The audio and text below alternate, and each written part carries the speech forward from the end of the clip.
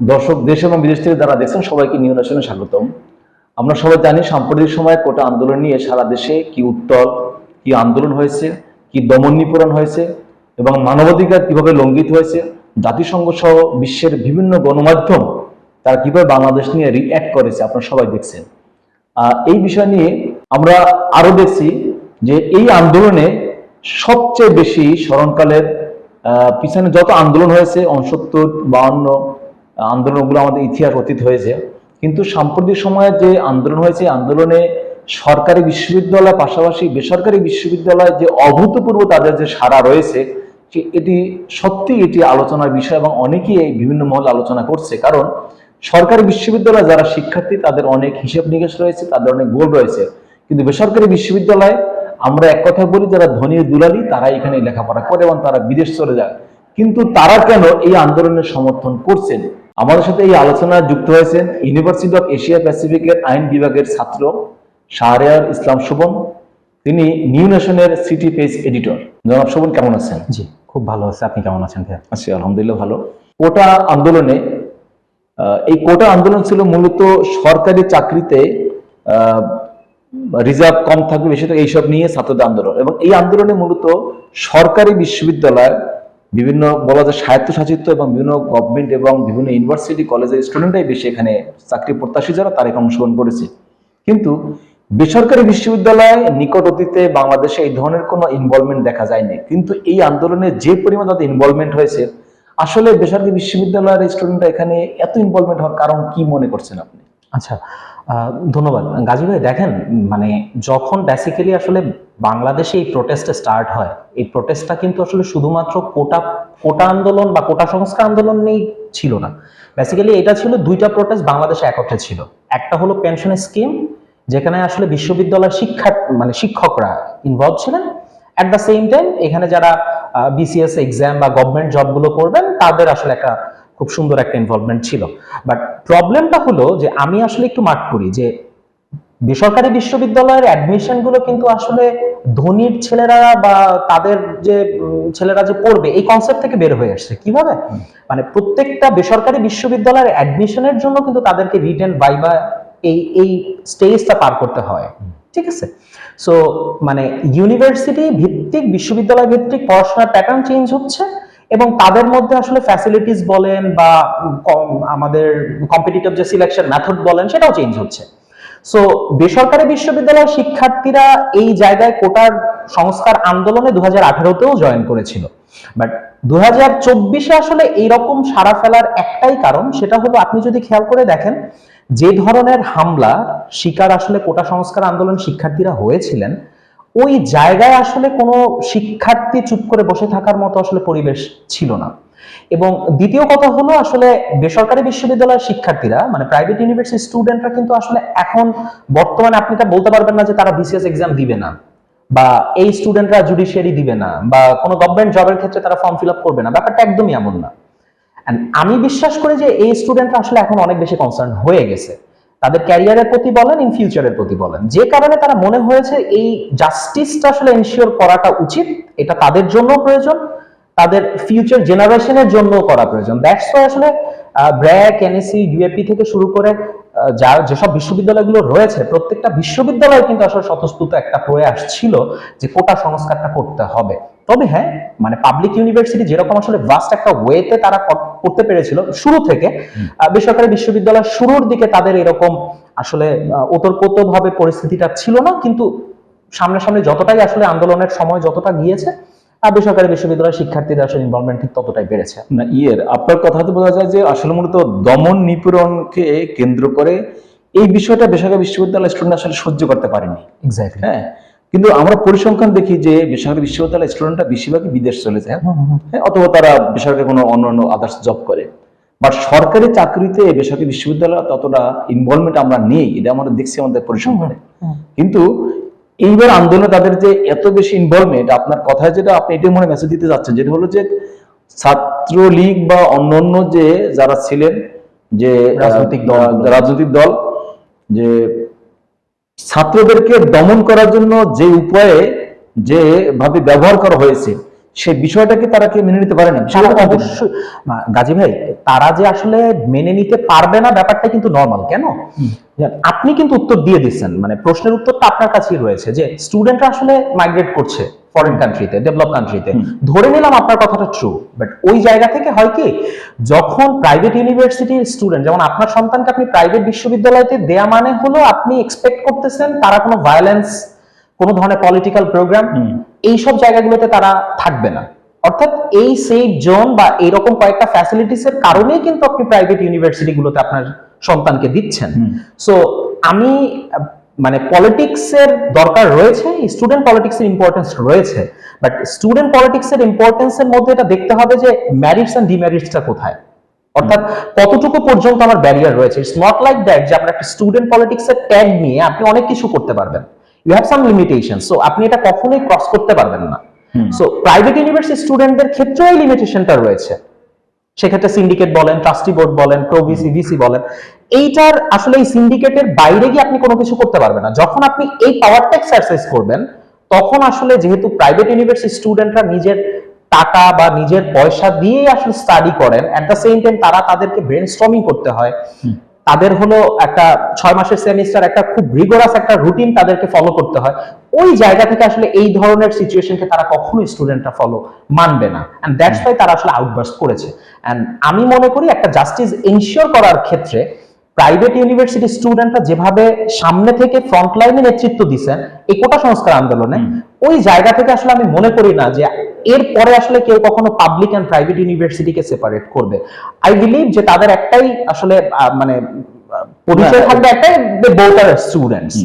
না, এবারে তো আমরা দেখলাম যে বিশেষ করে ব্র্যাক এবং নর্থ সাউথ সহ যে আপনার যে কানাডা ইউনিভার্সিটি, এই জায়গাটা যে পরিমাণ আন্দোলন হয়েছে এবং বেসরকারি বিশ্ববিদ্যালয়ের যে ইনভলভমেন্ট ছিল, এটা কান্ট ইমাজিন। এক্স্যাক্টলি। হ্যাঁ, এবং এটা নিয়ে অনেকে ভাবানো শুরু করেছে, এবং বেসরকারি বিশ্ববিদ্যালয় মালিক সমিতি যারা আছেন তারা মিটিং এ বসেছে, তারা উদ্বিগ্ন হয়েছে। আমরা খবর পেয়েছি যে আসলে তাদেরকে কিভাবে এই আউটবাসটা বন্ধ করা যায়।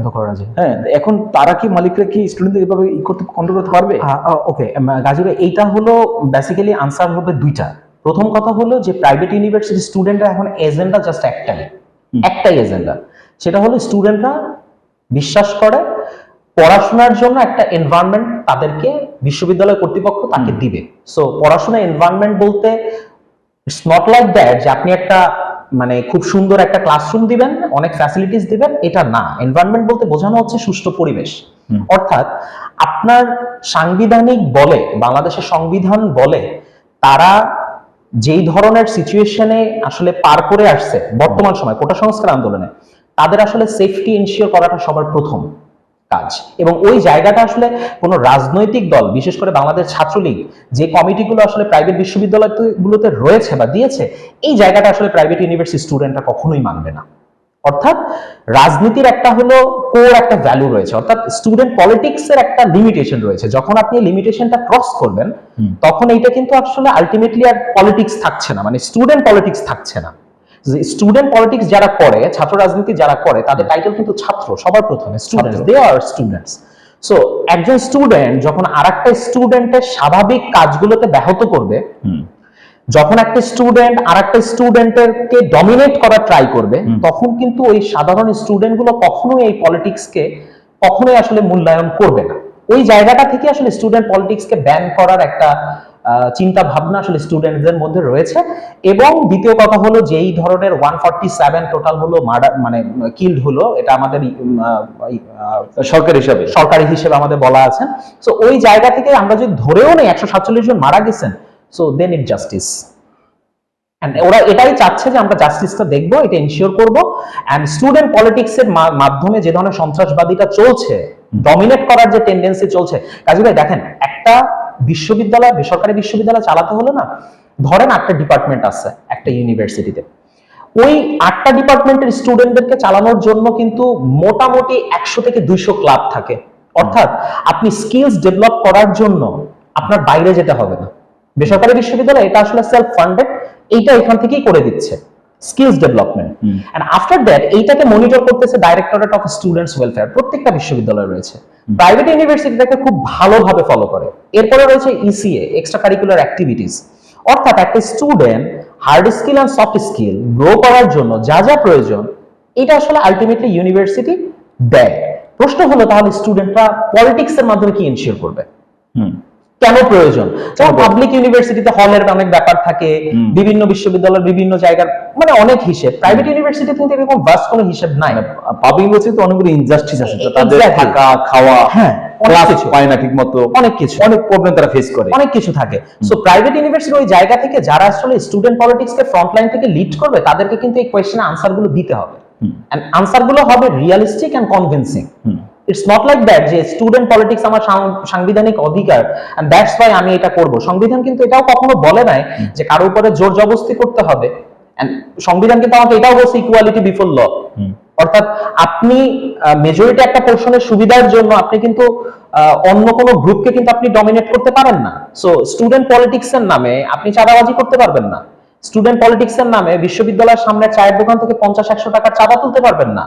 স্টুডেন্ট পলিটিক্স এর নামে আপনি কখনো এই ধরনের কোটা সংস্কার আন্দোলনের মধ্যে আপনি স্টুডেন্টরা যেখানে জাস্টিস এনশিওর করার কথা বলতেছে, রাইটস এনশিওরের কথা বলতেছে, সেই জায়গায় আপনি আসলে আপনি নিজেও তো student. So student politics Chhatra League যারা করে তারা কেন ছাত্রদের সাপোর্ট করবে না? ছাত্রদের সাপোর্ট করছে 21 জুলাই এর পরে, অর্থাৎ রায় আসার পরে। এটা তো আসলে ফেয়ার না। স্টুডেন্ট পলিটিক্স হতে হবে স্টুডেন্টসরা যখন কথা বলছে, স্টুডেন্ট পলিটিক্স মানে হলো ওই স্টুডেন্টদেরকে তারা সাপোর্ট করবে, they all are supporting wings. And after that student politics যদি এরকম হতো, তাহলে কিন্তু এই স্টুডেন্টরাই যারা বলতেছে এখন ব্যান করে দেন স্টুডেন্ট পলিটিক্স, ওরাই কিন্তু ওদেরকে সাপোর্ট করতো যে না বিশ্ববিদ্যালয় ছাত্রলীগের প্রয়োজন আছে, রাইট? সো এই জায়গাটাই কিন্তু আসলে ছাত্রলীগ এই কাজটা করতে পারে না। এবং আমি এটা বিশ্বাস করি সম্মিলিত বেসরকারি বিশ্ববিদ্যালয় ছাত্রলীগ যেভাবে করে আসলে কাজ করার ধরন, মানে আপনি ট্রান্সপারেন্সি যদি এনশিওর না করতে পারেন, ভাই আমি মনে করি যে এই জায়গাটা আসলে আপনি কখনোই কোনো পলিটিক্স এনশিওর করতে পারবেন না, মানে ফিল্ড এনশিওর করতে পারবেন না। পলিটিক্স দ্যাট ডাজন্ট মিন যে আপনি ব্যানার পোস্টার করবেন, অবভিয়াসলি এটা প্রয়োজন, বাট এটা মুখ্য না, এটা গৌণ। স্টুডেন্ট পলিটিক্স এর এটা একটা গৌণ অংশ। স্টুডেন্ট পলিটিক্স সাংবিধানিক অধিকার, ইটস ট্রু, বাট কোন সংবিধানই আপনাকে হানাহানি, হয়রানি, আপনার ডমিনেট করার এই ধরনের কাজগুলোকে কিন্তু সাপোর্ট করে না। সো এইগুলোকে বাদ দিয়ে আমার মনে হয় যদি স্টুডেন্টরা মানে পলিটিক্সটাকে পরিবেশ সৃষ্টি করতে পারে, বাট এটার জন্য আসলে উপর মহল থেকে অনেক ধরনের দিক নির্দেশনা প্রয়োজন হবে। বিশ্বাসের একটা জায়গা থাকে, কারণ লাস্ট 3 বারের গভর্নমেন্ট আওয়ামী লীগের, এবং এটা একটা সহযোগী সংগঠন, অঙ্গ সংগঠন বাংলাদেশ ছাত্রলীগ, ওই জায়গা থেকে আসলে এটাও এনশিওর করা প্রয়োজন যে আসলে সাধারণ স্টুডেন্টদের আসলে ওরা কতটুকু বিশ্বাস অর্জন করতে পারে। এই ছাত্রলীগ কিন্তু বেশ কয়েক বছর ধরে, তারা লাস্ট প্রায় 10 বছর ধরে তারা ট্রাই করতেছিল বিভিন্ন ইউনিভার্সিটিতে, বিশেষ করে প্রাইভেট ইউনিভার্সিটিতে কমিটির জন্য, কিন্তু আসলে তারা তেমনটা সফল হয়নি। কিন্তু এই আন্দোলনে, কঠোর আন্দোলনে অনেক স্টুডেন্ট এখানে ইনভলভ হয়, অনেক সমাজ বিজ্ঞানী তাদেরকে ভাবাইয়ে তুলছে যে কি কারণে কিভাবে। অনেকের কাছে একটা মেসেজ যে প্রাইভেট ইউনিভার্সিটি স্টুডেন্ট যারা, তারা সেখানে নানা অ্যাক্টিভিটিস করবে, লেখাপড়া করবে, তারা নানান জায়গায় ব্যবসা বাণিজ্য করতে বিদেশ চলে যাবে। কিন্তু তারা যেভাবে আউটবাস্ট করলো, তাদের মানে একদম নর্মাল ফিনোমেনা থেকে তারা এখান থেকে বেরোয় আসলো, ঠিক আছে? সেই আপনি তো লেখাপড়া করছেন প্রাইভেট ইউনিভার্সিটিতে, একটা ল ডিপার্টমেন্টে শেষ করছেন, হ্যাঁ, কিন্তু আপনি অ্যাজ এ স্টুডেন্ট হিসাবে আপনার কাছে যে বাইরের মেসেজ আছে, কিন্তু এক কথায় আপনি বলবেন যে যে কেন তারা এই আন্দোলনের সাথে তারা একসাথে তারা ঝাঁপাই পড়বে? ওকে, আমার কাছে এটা মনে হয় তারা আসলে ইন ফিউচার, তাদের ফিউচার নিয়ে তারা অনেক বেশি উদ্বিগ্ন ছিল, নাম্বার 1। আর নাম্বার 2, যেটা আমি বিশ্বাস করি সেটা হলো 10-এর লাঠি 1-এর বোঝা, অর্থাৎ সাধারণ শিক্ষার্থীরা যেই দাবিটা উত্থাপন করেছে, সেই দাবিটা আসলে কোনোভাবেই মানে আপনার ফেলাই দেওয়ার মতো না। এটা আসলে ফিউচার জেনারেশনের একটা প্রোটেকশন। সো এই সত্যের জায়গায় আসলে বেশি সাপোর্ট দেওয়ার জন্য আমি বিশ্বাস করি প্রাইভেট অ্যান্ড পাবলিক এই টাইটেলগুলো তারা ভুলে গিয়ে বেসিক্যালি স্টুডেন্টরা রাস্তায় নেমেছে। এবং আপনি যদি এখন খেয়াল করেন, তারা কিন্তু কোটা সংস্কার নিয়ে কোনো ধরনের কোনো কথা বলছেন না। এখন তারা যে কথা বলছেন, প্রাইভেট ইউনিভার্সিটির অনেক স্টুডেন্টদেরকে রিমান্ডে নেওয়া হয়েছে। আমি যেটা জানি ইউনিভার্সিটি অফ এশিয়া প্যাসিফিকের 1-2 একটা স্টুডেন্টকেও আসলে রিমান্ডে নেওয়া হয়েছে। এই স্টুডেন্টের কিন্তু আসলে সামনে থেকে ইনি ফ্রন্টলাইনে কোনো নেতৃত্ব দেয় নাই, ইভেন সে কিন্তু আসলে কোনো গ্রুপের সাথেও কিন্তু আসলে লেনদেন নাই, কোনো পলিটিক্যাল পার্টি বা পলিটিক্যাল আইডিওলজিতেও তিনি আসলে এরকম উন্মোচন করে নাই। ওই জায়গা থেকে স্টুডেন্টরা তো ফুলে ওঠা বা আউটবাস্ট করাই তো আসলে স্বাভাবিক, জাস্টিসের জন্য, exactly, to ensure justice, that's it, ঠিক আছে? সো এই জায়গায় ওদের মানে স্ট্যান্ডিং পয়েন্টই একটা, সেটা হলো যে আমরা সাধারণ স্টুডেন্ট, আমার রাইট, বাংলাদেশ সংবিধান আমাকে অধিকার দিচ্ছে, সো আমাকে আমার জাস্টিস এনশিওর করতেই হবে, দ্যাটস ইট। দর্শক, আপনারা এতক্ষণ শুনছিলেন যে প্রাইভেট বিশ্ববিদ্যালয়ের স্টুডেন্টরা তারা কেন এই আন্দোলনে তারা স্বতঃস্ফূর্ত তারা অংশগ্রহণ করেছে। আমাদের এই পর্যালোচনায় আপনারা শুনেছেন যে তারা চায় জাস্টিস। তাদেরকে যেভাবে আমরা মূল্যায়ন করি না কেন, তারা এদেশেরই সন্তান, তারা এদেশেই লেখাপড়া করে উঠেছে, তারা এদেশের আলো বাতাসে তারা অভ্যস্ত হলেও তারা জাস্টিস তারা চায়, এবং জাস্টিসকে এনশিওর করার জন্য প্রাইভেট বিশ্ববিদ্যালয় সবচেয়ে বেশি তারা অগ্রগামী ভূমিকা পালন করেছে। পরবর্তী আরো পর্যালোচনা শোনার জন্য আমাদের ইউটিউবের সাথে থাকুন, সাবস্ক্রাইব করুন।